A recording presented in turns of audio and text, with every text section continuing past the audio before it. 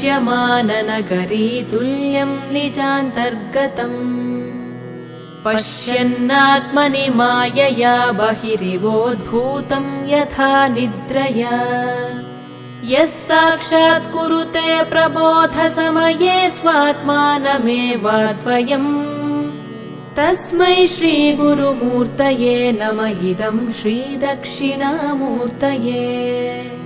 तस्मै श्रीगुरुमूर्तये नमः इदं श्रीदक्षिणामूर्तये बीजस्यान्तरिवाङ्कुरो जगदिदं प्राङ्निर्विकल्पं पुनः मायाकल्पितदेशकालकलना वैचित्र्यचित्रीकृतम्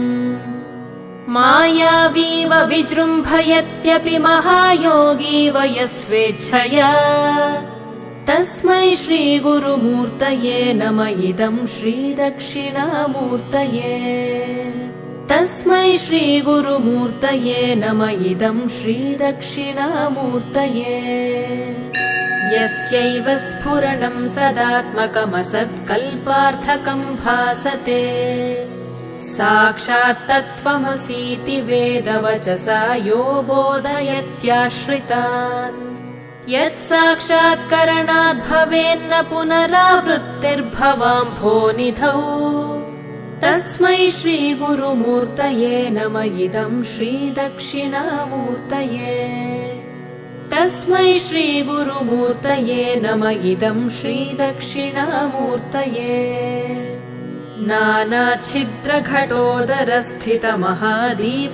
नानाच्छिद्रघटोदरस्थितमहादीपप्रभाभास्वरम् ज्ञानं यस्य तु चक्षुरादिकरणद्वारा बहिः स्पन्दते जानामीति तमेव भान्तमनुभात्येतत्समस्तं जगत् तस्मै श्रीगुरुमूर्तये नमः इदं श्रीदक्षिणामूर्तये तस्मै श्रीगुरुमूर्तये नमः इदं श्रीदक्षिणामूर्तये देहं प्राणमपीन्द्रियाण्यपि चलां बुद्धिं च शून्यं विदुः स्त्रीबालान्धजडोपमास्त्वहमिति भ्रान्ता भृशं वादिनः मायाशक्तिविलासकल्पितमहाव्यामोहसंहारिणे तस्मै श्रीगुरुमूर्तये नमः इदं श्रीदक्षिणामूर्तये तस्मै श्रीगुरुमूर्तये नमः इदं श्रीदक्षिणामूर्तये राहुग्रस्तदिवाकरेन्दुसदृशो मायासमाच्छादनात् सन्मात्रः करणोपसंहरणतो यो भूत्सुषुप्तः पुमान्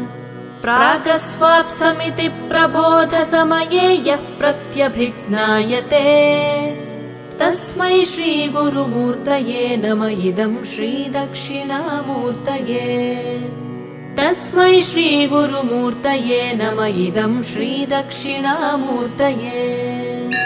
बाल्यादिष्वपि जाग्रदादिषु तथा सर्वास्वस्थास्वपि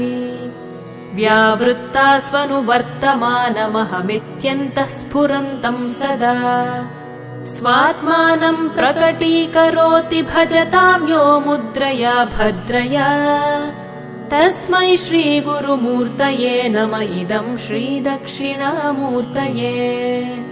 तस्मै श्रीगुरुमूर्तये नमः इदं श्रीदक्षिणामूर्तये विश्वं पश्यति कार्यकारणतया स्वस्वामि सम्बन्धतः शिष्याचार्यतया तथैव पितृपुत्राद्यात्मना भेदतः स्वप्ने जाग्रति वा य एष पुरुषो माया परिभ्रामितः तस्मै श्रीगुरुमूर्तये नमः इदं श्रीदक्षिणामूर्तये तस्मै श्रीगुरुमूर्तये नमः इदं श्रीदक्षिणामूर्तये भूरम्भांस्य नलो निलोम्बरमहर्नाथो हिमांशुः पुमान् इत्याभाति चराचरात्मकमिदं यस्यैव मूर्त्यष्टकम् नान्यत्किञ्चन विद्यते विमृशतां यस्मात् परस्माद्विभोः तस्मै श्रीगुरुमूर्तये नम इदं श्रीदक्षिणामूर्तये तस्मै श्रीगुरुमूर्तये नम इदं श्रीदक्षिणामूर्तये सर्वात्मत्वमिति स्फुटीकृतमिदं यस्मादमुष्मिंस्तवे तेनास्य श्रवणात् तदर्थमननात् ध्यानाच्च सङ्कीर्तनात् सर्वात्मत्वमहाविभूतिसहितं स्यादीश्वरत्वं स्वतः सिद्ध्येत् तत्पुनरष्टधा परिणतं चैश्वर्यमव्याहतम्